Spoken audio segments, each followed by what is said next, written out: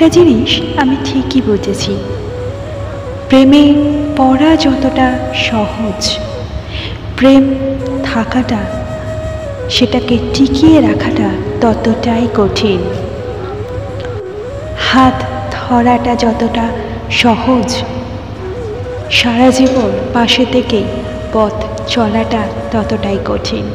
আমরা যখন ভালোবাসার মানুষটিকে কাছে পেয়ে যাই, পাশে পেয়ে যাই, অনেক সময় তখন অবহেলা করতে থাকি, যেহেতু খুব সহজে পেয়ে গেছি।